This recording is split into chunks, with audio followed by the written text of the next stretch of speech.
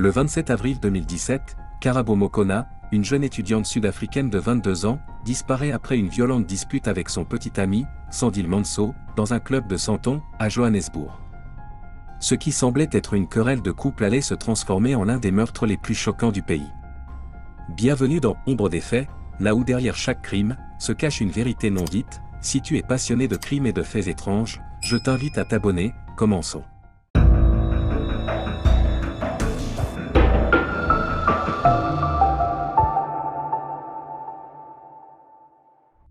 Nous sommes à Johannesburg, dans le quartier central Diepkloof, une vaste zone du township de Soweto. Parmi les résidentes de Diepkloof se trouvait Karabo Mokoena. Née le 27 mars 1995, elle était la fille de Lorraine, surnommée Lolo, et de MC Gregoni.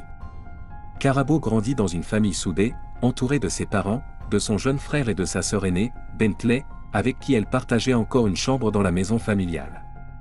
Karabo était connue pour sa douceur, sa générosité et son attention envers les autres. Elle était aussi brillante. Après avoir obtenu son diplôme de High School en 2014, elle s'inscrivit à la Regency Business School pour y suivre des études en commerce. En parallèle, elle décrocha sa licence d'aviation auprès de la AFSA. Mais au-delà de ses études et de ses ambitions, Karabo était profondément engagée dans la défense des droits des femmes et des enfants. Dans une ville où ces droits sont encore trop souvent négligés, elle ressentait un véritable appel.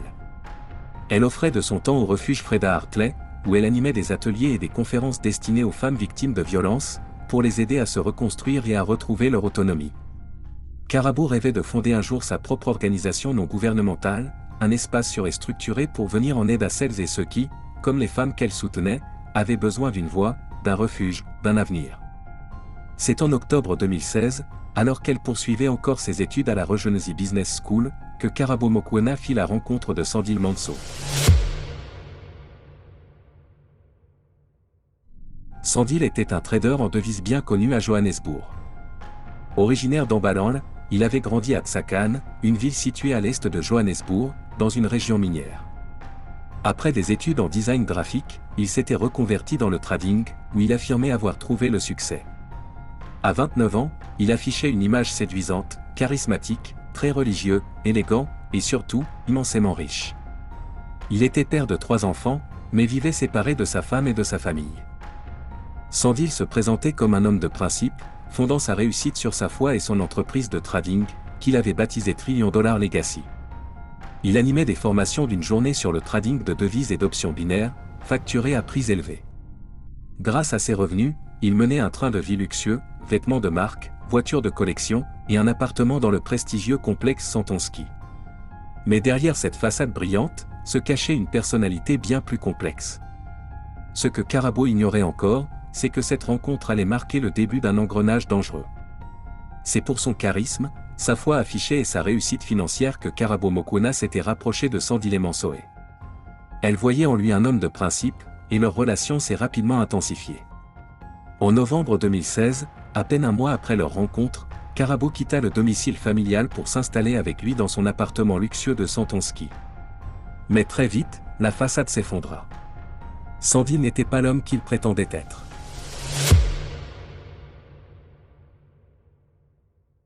Peu avant Noël 2016, les premiers signes de violence domestique apparurent. Lors d'une dispute, il poussa Karabo contre un mur et brisa son téléphone. 3 mois plus tard, en mars 2017, les violences s'aggravèrent. Karabo envoyait à ses proches des photos de ses ecchymoses, des messages décrivant les agressions physiques et les humiliations verbales qu'elle subissait. L'ironie était cruelle, elle, qui militait pour les droits des femmes victimes de violences, se retrouvait piégée dans une relation qu'elle aurait encouragé d'autres à fuir. Le 27 mars 2017, jour de son anniversaire, ses proches tentèrent de la joindre sans succès. Elle était à l'hôpital. Sandile l'avait une nouvelle fois agressée, lui causant des blessures visibles au visage, au bras et au cou. Ce jour-là, Karabo trouva le courage de porter plainte. Mais à son arrivée au commissariat, elle découvrit que Sandile l'avait devancée, en déposant lui-même une plainte contre elle. Ce fut le déclic. Karabo quitta définitivement leur appartement et retourna vivre chez ses parents. Elle pensait être enfin libre. Mais ce n'était que le début d'une tragédie bien plus sombre. 2 semaines après son anniversaire, Karabo Mokoena tenta de reprendre le cours de sa vie.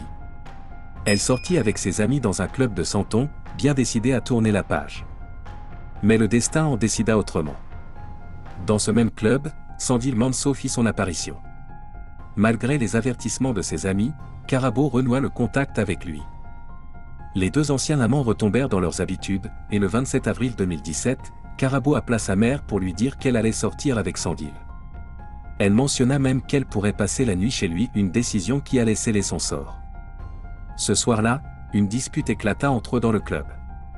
Elle dégénéra en altercation physique, mais les tensions persistèrent même après qu'il se soit calmé. Malgré tout, Karabo quitta le club avec Sandile.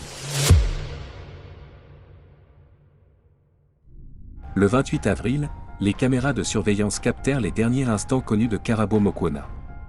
Sur les images, aucun mot n'est échangé entre elle et Sandile Manso. Son visage trahit une profonde détresse. Ce sera la dernière fois qu'elle sera vue vivante.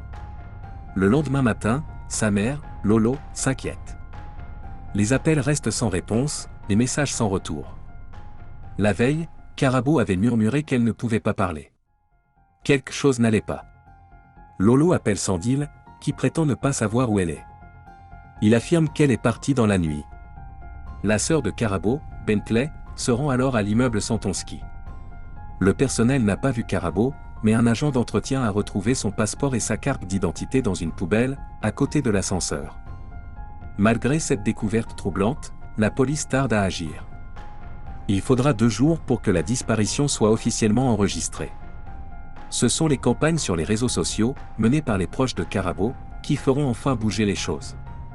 Le 30 avril, la police se rend à l'appartement de Sandile. Il est absent, prétend être hors de la ville.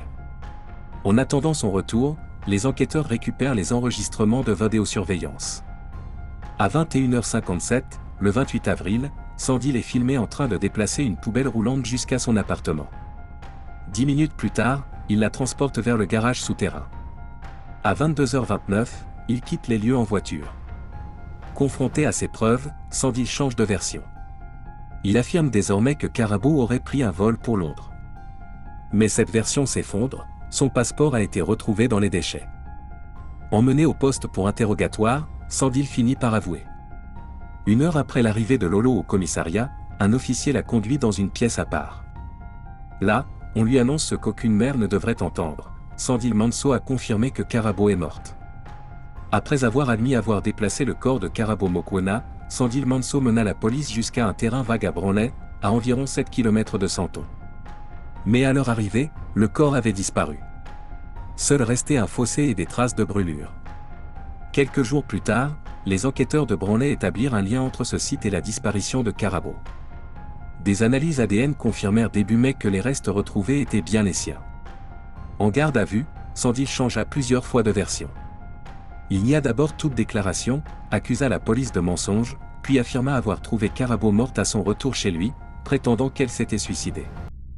Plus tard, il évoqua un prétendu rituel de sang qu'ils auraient conclu ensemble, stipulant que si leur relation prenait fin, l'un des deux devait mourir et que Karabo aurait choisi de se sacrifier. Une version aussi absurde que dérangeante. Avant son procès, Sandile fut inculpé pour meurtre avec préméditation, violence aggravée et entrave à la justice. Il tenta de retarder les procédures et diffama Karabo, sans jamais assumer ses actes. Lors du procès, il revint à sa version initiale, niant toute implication directe. Mais les preuves étaient accablantes, les vidéos de surveillance, les incohérences de ses récits, et son comportement après la disparition. Le 3 mai 2018, Sandile Manso fut reconnu coupable du meurtre de Karabo Mokoena. Il fut condamné à 32 ans de prison, 30 ans pour meurtre, 5 ans pour violence, et 4 ans pour entrave à la justice, peine partiellement cumulée. Le juge Johnson le qualifia de « démon déguisé », insistant sur l'absence totale de remords. Durant le procès, il apparut que Sandile avait également escroqué plus de 100 personnes via son entreprise $1 Trillion Legacy, leur promettant des rendements fictifs.